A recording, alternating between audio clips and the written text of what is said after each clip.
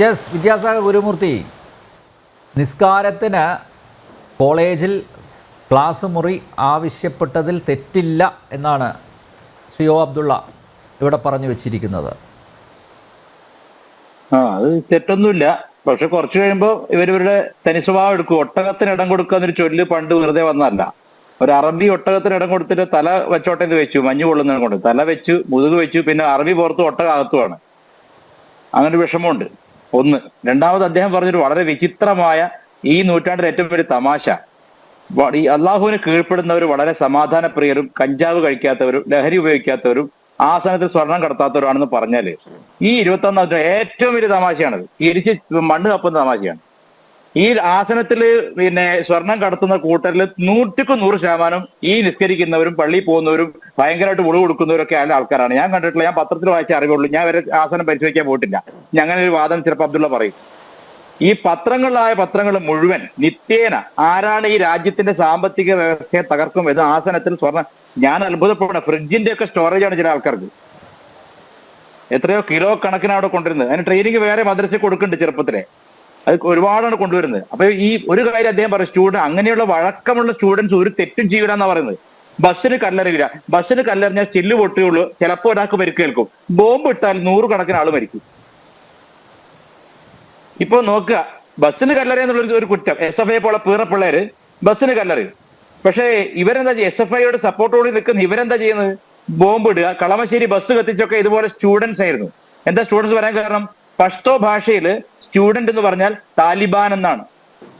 താലിബാൻ എന്ന് പറഞ്ഞാൽ സ്റ്റുഡന്റ് എന്നർത്ഥം, വിദ്യാർത്ഥി. മതവിദ്യാർത്ഥി എപ്പോഴും ഇസ്ലാം മതത്തെ സംബന്ധിച്ച് മതവിദ്യാർത്ഥി എപ്പോഴും അള്ളാഹുവിന് വേണ്ടി സമരത്തിനിറങ്ങാൻ സജ്ജനായി നിൽക്കുന്ന നമ്മുടെയൊക്കെ സദാചാര ബോധത്തിലെ ഒരു അക്രമിയാണ്. ഈ ലക്ഷണമൊത്ത അക്രമിയാണ്. എന്റെ മനസ്സിൽ ഇപ്പോൾ ഉള്ള ചിത്രം എന്ന് പറഞ്ഞാല് US ട്രൂപ്പൊക്കെ അഫ്ഗാനിസ്ഥാനിൽ നിന്ന് പിൻവാങ്ങി അടുത്ത കാലത്ത് പിൻവാങ്ങിയപ്പോ അവിടെ ഉണ്ടാക്കി വെച്ചിരിക്കുന്ന വലിയ കെട്ടിടങ്ങളിൽ വലിയ ഓഫീസുകളിൽ കാലും കയറ്റിയിട്ട് AK-47 കുത്തിയിരിക്കുന്ന മല്ലാക്കന്മാരുടെ ചിത്രം പത്രങ്ങൾ വന്നിരുന്നു. യാതൊരു സംസ്കാരവും ഇല്ലാത്ത, ലോകമര്യാദ അറിയാത്ത, സിവിലൈസേഷൻ എന്താണെന്ന് പോലും അറിയാത്ത ഇരുണ്ട ഭൂഖണ്ഡത്തിന്റെ സന്തതികളാണ് ഇവരുടെ ഈ സ്റ്റുഡന്റ് എന്ന് പറയുന്ന താലിബാനുകൾ. കേരളത്തിലും പ്രവർത്തിക്കുന്നുണ്ട്. Student Islamic movement of India, SIMI ഉണ്ടായിരുന്നല്ലോ. സ്റ്റുഡന്റ് അതിന്റെയും പേര് സ്റ്റുഡന്റ് മതവിദ്യാർത്ഥിയാണ്. 2. ഇപ്പൊ അങ്ങ് അനിൽജി ചോദിച്ച ചോദ്യം വളരെ പ്രസക്ത. അതിന് അബ്ദുള്ള സാഹിബ് പെട്ടെന്ന് ഒഴിഞ്ഞു മാറി. തൊട്ടടുത്തുള്ള പള്ളിയിൽ പോയിട്ട് അവർക്ക് നിസ്കരിച്ചൂടെ? ഇപ്പൊ ഹിന്ദുക്കൾ നാളെ പറയാണ്, ഞങ്ങൾക്ക് വെള്ളിയാഴ്ച ഭഗവതിയുടെ ദിവസമാണ്, ഉച്ചയ്ക്ക് ഒരു ഭഗവതി സേവ ചെയ്യാനുള്ള ഒരു മുറി ക്രിസ്ത്യാനികളുടെ കോളേജിൽ വേണം എന്ന് എന്ത് ന്യായം അതിലുള്ളത്? നിങ്ങൾ നിങ്ങളുടെ സ്വകാര്യ ഇടങ്ങളിൽ അല്ലെങ്കിൽ നിങ്ങൾക്ക് വേണ്ടി അനുവദിക്കപ്പെട്ട ആരാധനാലയങ്ങളിൽ ആരാധിക്കുന്നല്ലാതെ കോളേജിൽ വന്നിട്ടും കൂടി ഈ തോന്നിയാസം. ഇത് വേറൊരു പരിപാടി ഉണ്ട് ഇവർക്ക്. ഇതൊരു വലിയ റിലീജിയസ് ആണെന്ന്, ഇവരുടെ ദൈവമാണ് മറ്റു ദൈവങ്ങളെക്കാളൊക്കെ വലിയ ആളെന്ന് കാണിക്കാൻ വേണ്ടിയിട്ട് ട്രെയിനിൽ നിസ്കാരം എല്ലാവരും അവിടെ ഒഴിപ്പിക്കുക. ഒരു കമ്പാർട്ട്മെന്റ് ഇരിക്കുന്ന ആളുകളൊക്കെ വളരെ വിനയപരിസരം, ഞാൻ നിസ്കരിച്ചോട്ടെ. അപ്പൊ അവിടെ ഇരിക്കുന്ന 3 പേര് ടിക്കറ്റ് എടുത്തിട്ടാണ് യാത്ര ചെയ്യുന്നത്. ഇവന്റെ ഔദാര്യത്തിലല്ല യാത്ര ചെയ്യുന്നത്. അപ്പൊ മാറി നിൽക്കണം അവർ. എന്നിട്ട് ഇവർ അവിടെ കുത്തി തലകുത്തി നിൽക്കുക. ഞാൻ പറഞ്ഞു, നിങ്ങളുടെ ആരാധന നടത്തൂ.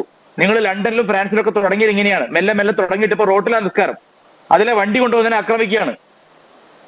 സോ ഇസ്ലാം അടിമുടി ഇത്തരത്തിൽ വളരെ സൗമ്യമായിട്ട് ഒട്ടകം ഇടം ചോദിക്കുന്നവരെ ചോദിച്ചു വന്നിട്ട് വളരെ വലിയ പ്രത്യാഘാതങ്ങൾ ഉണ്ടാക്കുന്ന ഒന്നാന്തരം ഒരു രാഷ്ട്രീയ മുന്നേറ്റമാണ്. അത് അദ്ദേഹത്തിന്റെ വാക്കിൽ തന്നെ ഉണ്ട്. നേതാവ് വേണം, ബാക്കിൽ ആൾക്കാർ. എന്താ നേതാവ്? ഇതിന്റെ രാഷ്ട്രീയ പാർട്ടിയാ?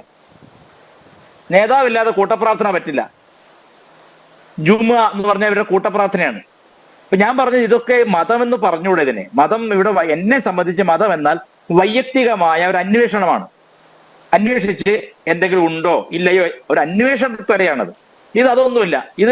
ഒരേ കാര്യം എല്ലാ വെള്ളിയാഴ്ചയും പൊട്ടനെ ഓർമ്മിപ്പിച്ചിട്ട് അയാൾ മറന്നുപോകും. ഒരേ പ്രാർത്ഥനയല്ല എല്ലാ വെള്ളിയാഴ്ചയും പ്രാർത്ഥിക്കുന്നത്. അന്ന് ഈ കഴിഞ്ഞ പ്രാവശ്യം പറഞ്ഞാൽ എനിക്ക് ഓർമ്മയുണ്ടെന്ന് പറഞ്ഞാൽ പോരെ? എല്ലാ ദിവസവും ഇതേ പ്രാർത്ഥന ഒരേ സ്ഥലത്ത് അതൊരു മറ്റൊരാളുടെ സ്ഥാപനത്തിനുള്ളിൽ ഒരു റൂം വേണമെന്നൊക്കെ പറയുന്നത് ധാർഷ്ട്യമാണ്. ഇപ്പോ ഡെമോഗ്രാഫിക്സ് എടുത്ത് നോക്കുക, ധാർഷ്ട്യത്തിന്റെ ഒരു കണക്കവിടെ മനസ്സിലാവും. ഫ്രാൻസില് ഈ ഒരു കാർട്ടൂണിസ്റ്റ് മുഹമ്മദ് നബിയെ വരച്ചു എന്ന പേരിൽ അയാളെ കൊന്ന ടീമാണല്ലോ ഇവര്. അപ്പൊ ഇവരുടെ സമാധാനം എത്രത്തോളം ഉണ്ട്? ഇവര് വളരെയധികം അക്രമികളാണ്. അതിനു വേണ്ടിയുള്ള ട്രെയിനിങ് ആണ്. ഇവരുടെ സമാധാനം പറയുക. ജോസഫ് മാഷ നമ്മുടെ മുമ്പിലുണ്ടല്ലോ. അതെ, ജോസഫ് മാഷത്തേക്ക് വരികയാണ്. മലയാള അധ്യാപകൻ കെ ടി കുഞ്ഞുമോഹന്റെ മറ്റേ ഒരു പർട്ടിക്കുലർ നാടകത്തിന്റെ ഭാഗം എന്തോ അനോട്ടേഷൻ കൊടുക്കാൻ വേണ്ടി അദ്ദേഹം എടുത്തിട്ട് ദൈവമേ ഒരു അയല മുറിച്ചാൽ എത്ര കഷ്ണമാണ്, നിന്നോടല്ലേ നായിന്റെ മോനെ പറഞ്ഞത് 3 കഷ്ണമാണെന്ന്. ഗൗരി ശങ്കരനൊക്കെ പിന്നെ ഇത് കേൾക്കുക, ഞങ്ങളല്ലല്ലോ ഞങ്ങൾ ഭഗവത്സേവ ചെയ്യാൻ വേണ്ടി ആവശ്യപ്പെട റൂം, നിങ്ങളിത് കേൾക്ക്.